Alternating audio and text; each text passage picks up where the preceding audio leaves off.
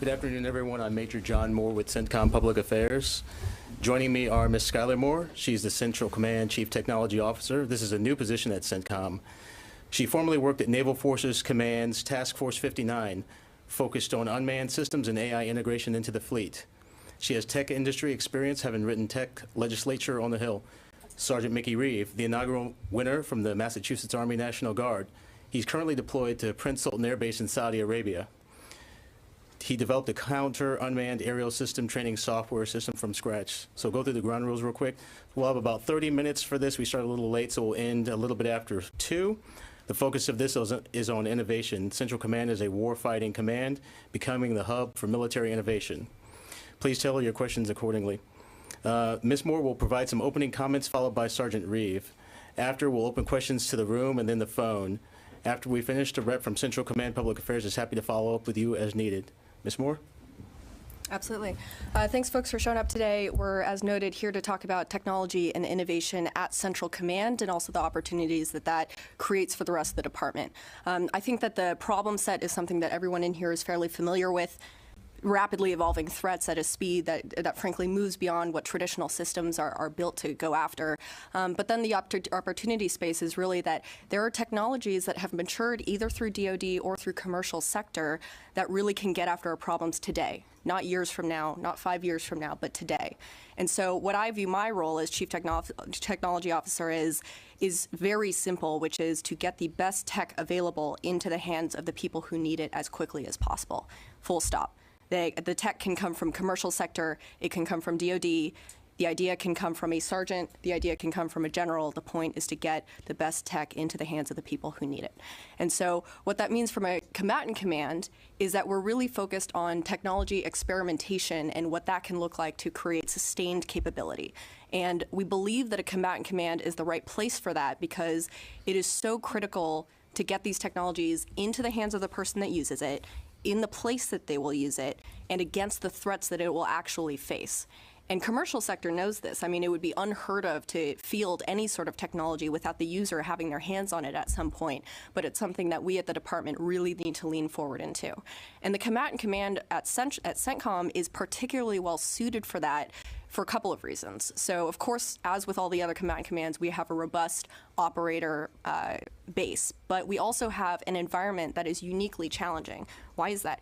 It is incredibly hot, sandy, salty, windy in ways that will push from a physical perspective a lot of this kit that it might not otherwise if you just tried at CONUS. And so for us, it's so important for us to pressure it in those extreme environments, and we believe that other combatant commands can benefit from that as well. And then also we have an environment that is active in ways that, frankly, others may not face the diversity of threats that we do.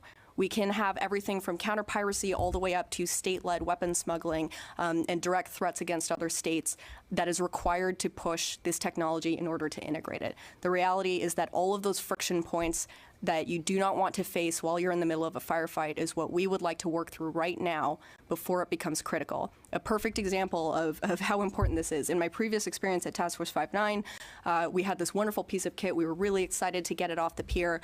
We would talk to the engineers. They hadn't put it out into the field yet. And right before we were about to go, the director of operations turned to the engineers and said, "This is waterproofed, right?" And the engineering team was silent. And that is okay when we're doing an exercise in a bounded circumstance. That is not okay if we're in the middle of a firefight. And so we need to work through these friction points now.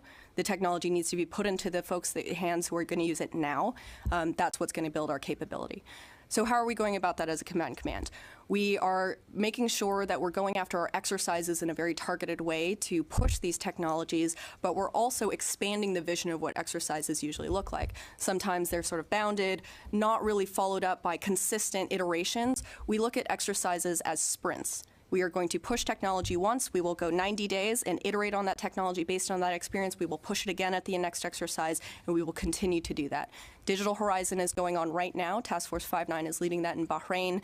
Scarlet Dragon Oasis is the next big CENTCOM-led one at the end of January. These are going to anchor a lot of our efforts. We're also setting up organizations that are focused on this. We're all very busy. If you don't have people focused on this, if you don't have teams focused on this, sometimes it can be difficult to make progress. My role as Chief Technology Officer is this is my full-time job. This is all I think about. And in addition to that, you have Task Force 39 for the Army, Task Force 59 for the Navy, and Task Force 99 for the Air Force that have been stood up inside CENTCOM to be explicitly focused on tech experimentation. And so finally, we're working on grassroots efforts and making sure that folks like Sergeant Reeve and the effort that he will talk about are having their ideas elevated, because the people who know the problem best and who may have a best sense of what the solution is are the folks that are closest to it, like Sergeant Reeve out in Saudi Arabia, facing the counter-UAS threat in a way where he can see exactly what the solution might be, and he built something that really we're excited to build with him. And so that's a quick summary of what we're working on, why we think this is important for the Combatant Command. Looking forward to your questions, but first and foremost, over to Sergeant Reeve to talk about his effort.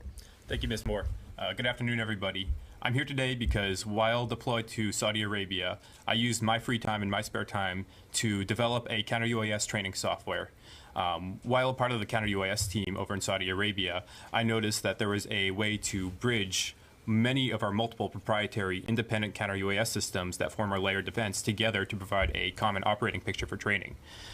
And with this, what I was able to do is I was able to build a sandbox tool for operators and teams to train against any scenario, any UAS threat, in any environment, and really to push the envelope of what our training is able to provide to our operators to really get those good, consistent quality repetitions in. With that then, as well, this is a tool that I built out to be completely agnostic to any sort of counter-UAS system, so that way there it can be used with current and future systems. What this tool is intended to do is to provide the opportunity for the boots on the ground that are closest to the threat and closest to their operational environment to mimic that environment as accurately as possible, and to as well deploy threats against their base and to train against threats on their base that they see and that they interact with sometimes daily.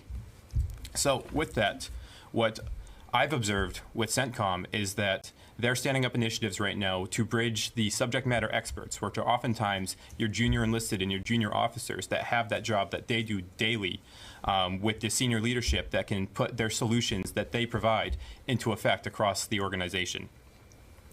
My experience with counter-UAS has led to, or which provided a catalyst for me to build out this solution, which was very much my domain that I was working with my team here. And I am not the exception. Everywhere that I go, and I've been able to now influence and talk to members of CENTCOM across our area of responsibility to promote innovation. And everywhere I go right now, I'm seeing that there are talented service members out there with the solutions to the problems that are facing most of our operators today in this environment. So with that, it's really exciting that CENTCOM is standing up these initiatives to bring forward these ideas and bring forward these solutions, and to also inform our senior leaders about the issues facing sometimes the people that are seeing and experiencing them daily. With that, I will turn it over to Major Moore so we can start fielding some questions. Thank you. Jared? Hi, ma'am. Good to see you, Sergeant. Thank you guys for doing this today. Just wondered if you guys could talk a little bit more about Task Force 39. We haven't heard too much about that yet. That'd be my first question. And then just wondering, Ms. Moore, if you could follow up possibly on what new authorities CENTCOM or the subordinate commands have been granted for Task Forces 59, Detachment 99, and Task Force 39. And do you see this as a model for a wider implementation for the department? Thanks.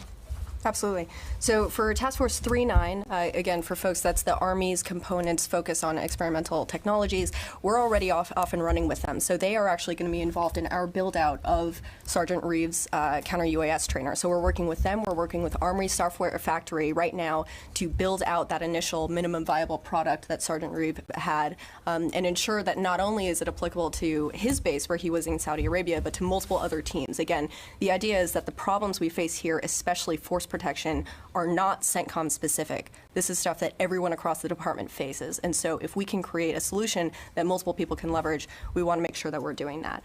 Task Force 39 is going to be involved in a range of counter-UAS efforts to include Red Sands, which is a program that will be shifting experimentation related to counter-UAS throughout the region so that everybody can benefit from it. So they are off to the races. In terms of new authorities, what has been interesting for us is realizing that we can actually work with the existing ones fairly flexibly. It's simply, the question of whether or not the authority exists or whether simply it's never been tried before is something that we're constantly asking the question. And so Task Force 59, I think, helped pave the way in a lot of ways of understanding what the limits are and what the capabilities are for acquisition and what a leasing model might look like for a command and how you can push tech experimentation in the field at a faster rate than we have previously. And so in terms of new authorities, I don't know that we're necessarily pushing for them so much as we are better leveraging the ones that we've already had. Can I just follow up real quick on Red Sands? Is that possible? I'm just wondering, you mentioned that it will be moving around the region. It's no longer slated to be solely in Saudi Arabia, correct? That is correct. It is a program that will be shifting locations. Yes, ma'am. Hi, I'm Tara Kopp with the Associated Press. I actually also had a Red Sands question. So has Red Sands kind of shifted from being a location like a training range to more of a concept of testing and training? I'm not quite sure what it is now. So I think the recognition that we had was that counter-UAS is such a broadly shared problem in the region, and there were so many partners that wanted to take part in it that we wanted to ensure that we were able to bring those folks in earlier rather than later. And to us, I mean, it's another example of why technology like this is so exciting, because it creates an opportunity for partnership and integrated capability, frankly, in a way that might not have otherwise existed for traditional tech. You might not be able to invest in a $3 billion destroyer, but you can invest in a counter-UAS trainer and the software associated and build interoperability side by side.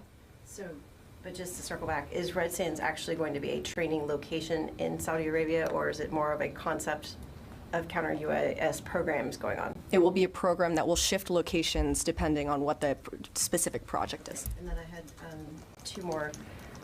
How much has the counter-UAS capabilities that you all are developing been shaped heavily by Iran's own capabilities that it's displaying? And what have you learned, by example, watching the Shaheds? It's an interesting process because, and I think it highlights the importance of, again, conducting experimentation against a live threat as much as you can, because you can only simulate so far the shape and size and speed of what is coming at folks like Sergeant Reeve out in Saudi Arabia, but also in Ukraine. It is something that needs to be experienced live. The friction points are something that you need to understand and navigate in the field. And so really our experience with the Shahed and the other types that we've seen flying across is that it's a great opportunity and a learning experience for some of the software that we're looking at. So some analytical tools are, you have a radar that has so many contacts that a single person sifting through it has difficulty finding which of these is the most threatening. If you had a tool that was able to say 90% confidence you can sift these out, these are the 3 to 4 that really are the highest threat to you, that is something that is so incredibly valuable, and we have every day an opportunity to test that live, and so we would love to keep building out those tools. And then just one more for Sergeant Reeve. So with your with the product that you've created, if this had been done by a government contractor, obviously they'd be charging the government for it. Did you get a cash award for this? No, ma'am, I did not. I'm doing this right now for the mission. That was always the intent. This was something I was building out before I even heard about Innovation Oasis, because I felt that this was good training that my base and my team needed. Are there any thoughts of creating some sort of financial incentive? Just because, if they were government civilians instead of in uniform, you'd probably have to pay a lot of money for this software. Or so what we're doing right now is the sort of prize at the back end of this was that he can find a school of his choosing. And go there. And then also, again, making sure that he can speak to their other teams and circle back and share those lessons with his. Going forward, we're going to keep exploring what the incentive structure looks like to make sure that people are sharing these. We understand, frankly, that in some cases, folks might build out a product that they then realize, I actually would like to monetize this and take this outside of the command. And that is okay with us. We're always going to make sure that we are open about that conversation. But highlighting it is a priority for us, first and foremost. Thank you. We'll go to the phones. Nancy, are you still on? I am, and just to follow up on that point, can you clarify who owns the intellectual property? In private sector, it's usually the creator. You said that some could make money in the private sector if they chose to sell it. Is there an intellectual property agreement, and can you spell out to us what it is? Sure. So we have engaged with every project. It's going to be different. So with Sergeant Reeve, the first step, first and foremost, is making sure that he understands what his intellectual property rights and options are for any case like this. And so we are in the middle of that conversation again to make sure that he is educated and that we are not applying any pressure. The main point to us is that his idea is an incredibly good one and that it was highlighted for the command. That in itself is a win. If we can build it out into something more substantive, we would love to, but that is entirely his decision. We will continue to do that with every idea that comes out of future innovation oases, and making sure that first and foremost folks know what their rights are and what their options are, and then we can proceed from there. It's back to the phones. Megan, are you still on?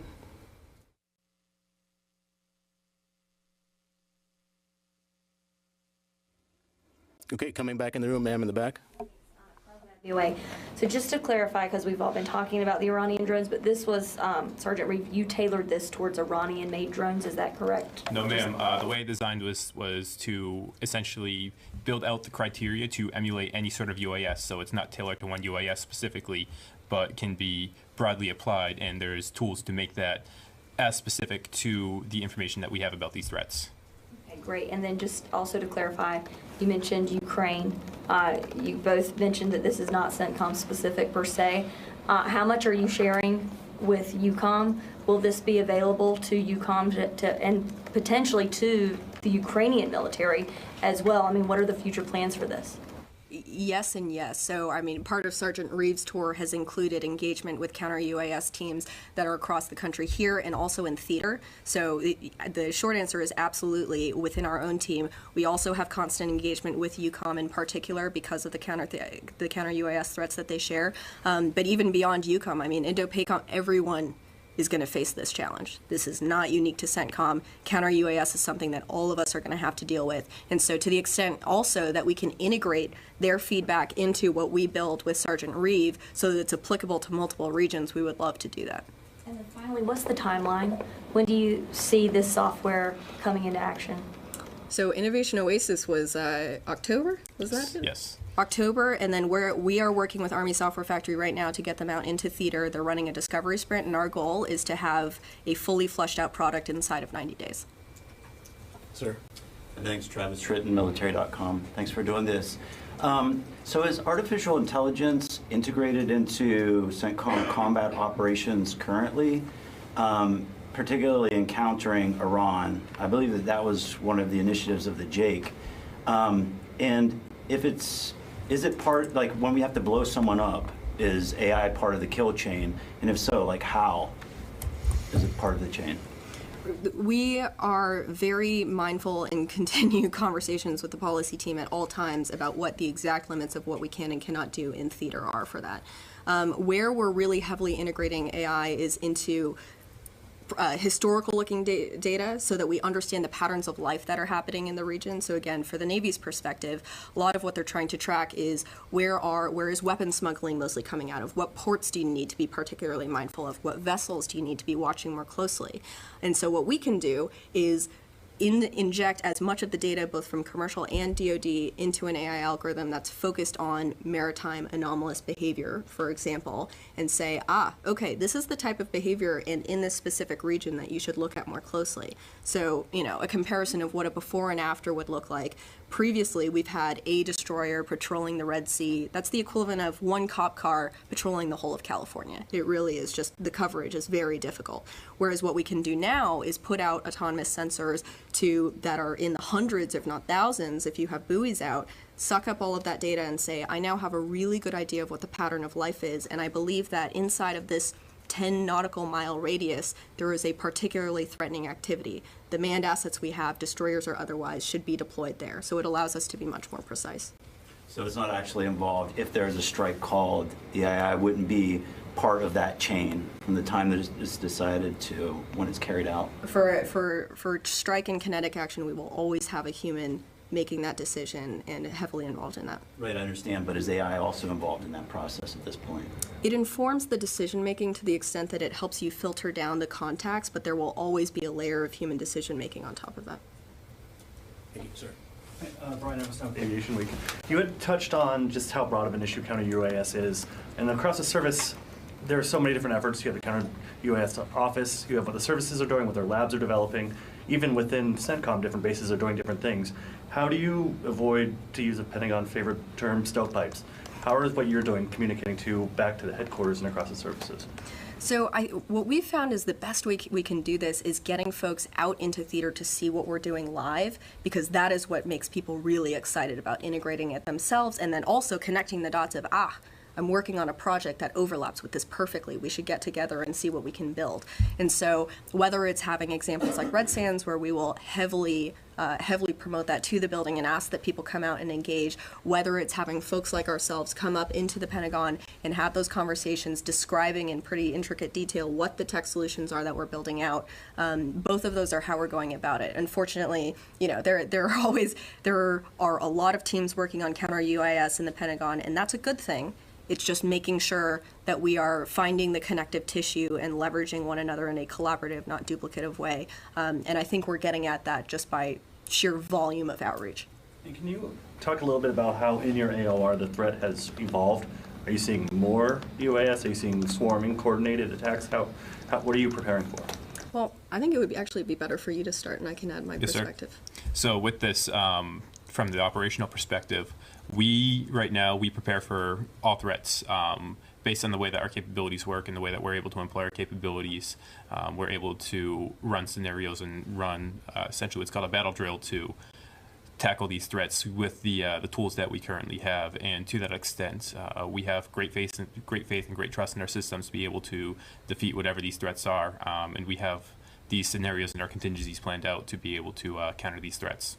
And I think the shift is, as you would imagine, is a volume and diversity problem, right? Where the sheer volume of what folks are able to throw at us is larger than previous, and the diversity of it is changing just as new systems come online. And so what that means is that what you're looking for is changing on a fairly regular basis, and the volume of what you're having to sift through is quite large. But that is a good example of why his trainer was so helpful, because I think that previously we've tried to overwork the problem to a certain extent of having counter UAS trainers that were very specific to a one type of, whether Iranian or other drone that everybody is going to be looking for. And the beauty of his is that it's platform agnostic. You can change it depending on the size, the speed, the payload that might be coming in. And that, again, the fact that folks outside of the AOR couldn't quite come up with that solution, but he could, is such clear evidence that the people closest to the problem should be closely involved in the solution building. Sir. Chris Gordon here in Space Forces Magazine. I'd like to follow up on a point you made.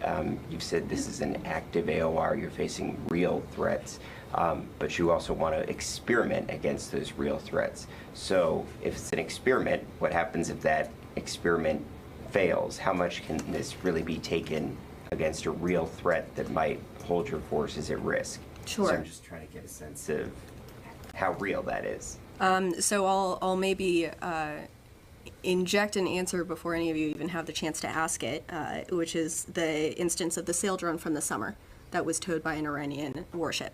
And to us, that is actually an example of what started as experimentation with the sail drone.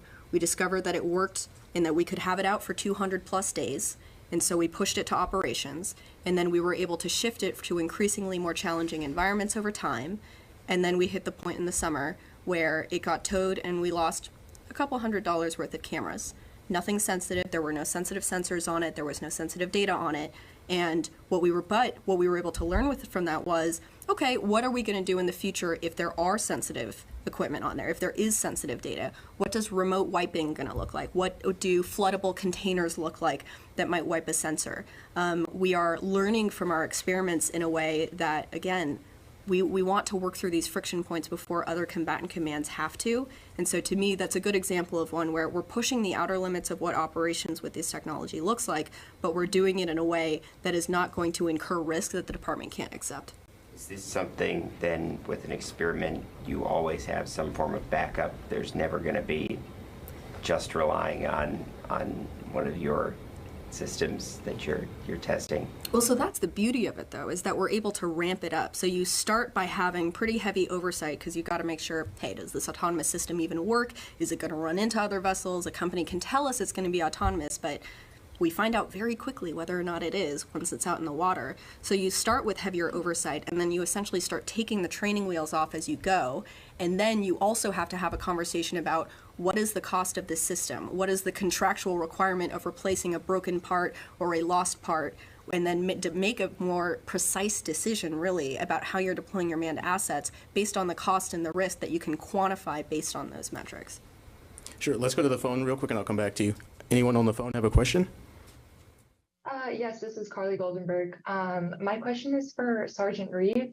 Good evening, Sergeant Reeve. I was reading one of your interviews from mid-October where you talked about how the ideal outcome for your counter-UAS system would be that it would provide a critical asset for training on bases everywhere. So I was curious, can you give us a sense of the impact of this counter-UAS software for soldiers on the ground who are deployed throughout the world?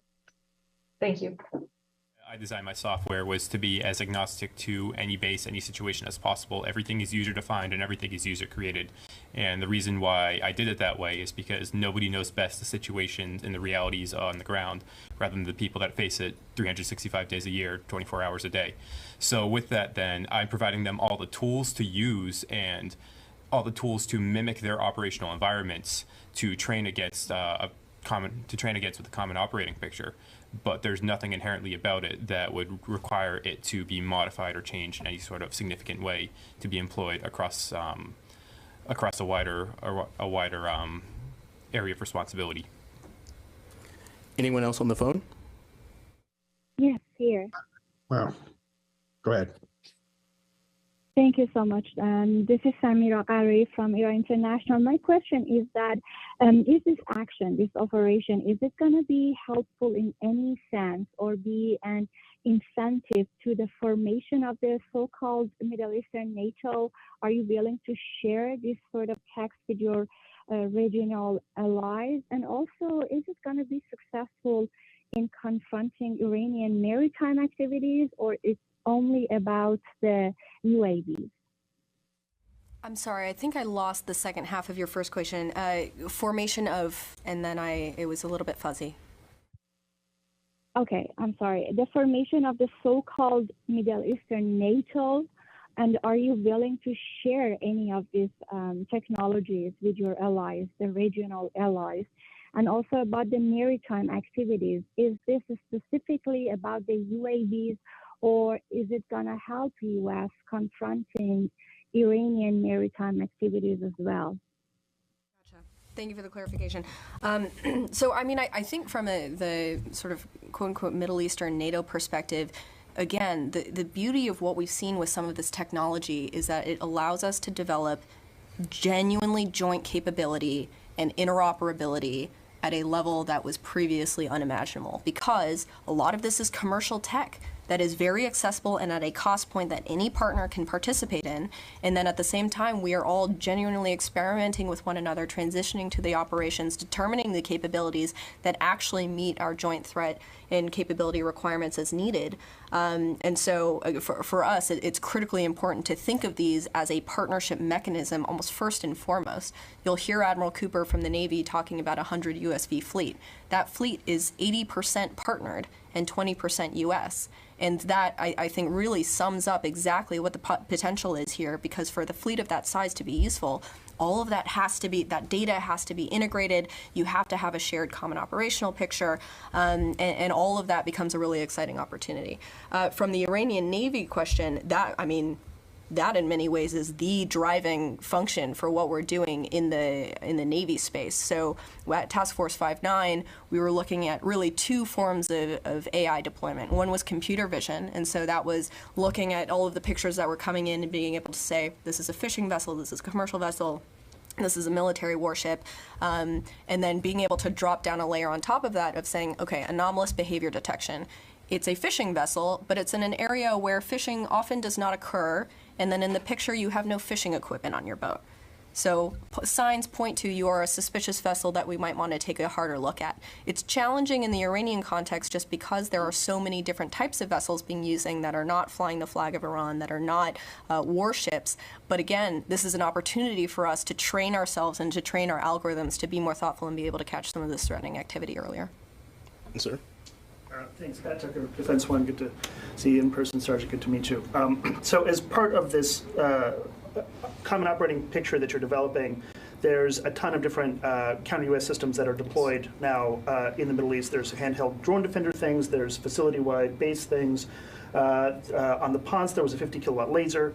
Are you learning about what the limitations are in specific counter-UAS systems that the U.S. is deploying, and how does that new intelligence about strengths or weaknesses of one system over another get transferred up to become useful? So, I mean, I've been having those exact conversations with the counter-UAS teams in the building this week, which is about their feedback of, okay, we're curious about your feedback about XYZ system. What can you tell us about that? And connecting them with the team who can give the feedback of, in this past week, we used it in this way and it worked to X or YZ effect.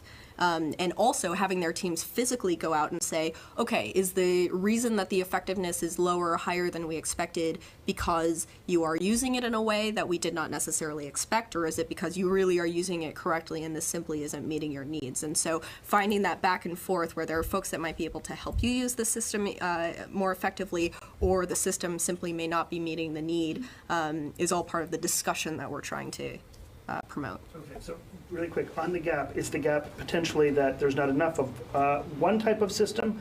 Is that there's too many, and so this common operating picture is necessary? Is that there isn't enough variety of systems? What would the most urgent question about fixing the counter-UAS problem be? So right now, what we have is these systems all perform slightly different functions, and they're all better or worse at different things, and that's really informing our layered defense, where there's no one system out there right now that's doing everything perfectly. So having these multiple systems is really enabling us to fill in the gaps of where one system's capabilities may end or where another one's begin, and it's really allowing us to also tailor our defeat decisions to whatever the threat that we're facing is. I think sometimes we hope for a solution that is the cure-all, that it is going to meet every single requirement for a counter-UAS coming in, that it is going to, be the sensor that collects everything. And the reality that we consistently see is that you have tools that are very good at a particular thing, and you have to layer it with other pieces. You are not going to have a single, we are often promised this by vendors and by other folks that they will have the magic solution that does everything. The magic solution is when we take multiple different solutions and work them together. So we got time for a couple more questions, sir. Thank you. John Harper with Defense Scoop. Sorry if I missed this, but does Sergeant Reeve's technology have a name yet for this particular capability? We haven't actually named it yet. No, Maybe there's a running name for it right now, which is the Interim Platform Agnostic Counter-UAS Training Tool. It's the first acronym that I thought of. It stands for IMPACT, but there's no operational name for this tool yet. We'll keep workshopping. Yeah. And will this technology be ready for the Red Sands experiment that's coming up? So the timing to us was perfect because, we really couldn't have planned this better. Sergeant Reeve creating this tool, and this tool, a trainer, is something that not only we can use, but our partners can use. It's going to be accessible on all of the networks where folks can. And so it's a perfect starting point to say, okay, are we all thinking about this in the same way? Are the factors that you can cue on this trainer meeting everybody's collective needs for it? So it's certainly a great starting point. There will be a broader set of counter-UAS efforts inside of the Red Sands program, but absolutely a great starting point. And is this the work that the Army Software Factory is doing for this particular effort? Is this like part of a broader relationship that you have with the Army Software Factory, or is it very specifically tailored to this single project? We are starting with this project, and we are excited to keep partnering with them going forward. What's been wonderful about this experience is, I came from OSD, and I watched many of these teams stand up, from Army Software Factory to Defense Innovation Unit to Kessel Run, to keep naming Defense Digital Service. The innovation community in the department has been building for years, and I think what we are now able to take advantage of is the fact that we as operators can very clearly define the problem set that we have, and then reach back and say, we need software developers, we need data scientists, we need network architects, and that talent actually exists in the department. It's just about, to his earlier point, there are so many mixed efforts going on. It's about knowing where the teams are and being able to reach out and leverage them correctly. Thank you. Last question. So just a reminder, we'll have some representatives from CENTCOM Public Affairs to answer your questions if we didn't get a chance to. So last question in the room. Yes, ma'am. Sure. Can you talk about how this software fits into the concept of the Middle East integrated air defenses that you heard the president talking about earlier this year, and how much input will our partners have into how it all fits together? So it's going to be, as you would expect, iterative. And as we noted with the previous question, that it's going to require a lot of different technologies layered on top of one another. We can describe the concept as an integrated air defense picture, and what it will take from us is working through the friction points for these different technologies that are going to feed it. And it's going to require different efforts for different partners depending on the information sharing agreements that we have. Some of it is going to be a technical challenge, others are going to be policy related, but the point for us is that we can, in theater, shake loose the tree of the friction points that are going to allow us to actually execute it. Thank you. So that's about all the time we have for this, too. Once again, thank you for your interest in CENTCOM innovation initiatives, and we'll have a rep from CENTCOM Public Affairs here to answer any follow-up questions you guys may have. Thank you for your time. Thank you all. Thank you.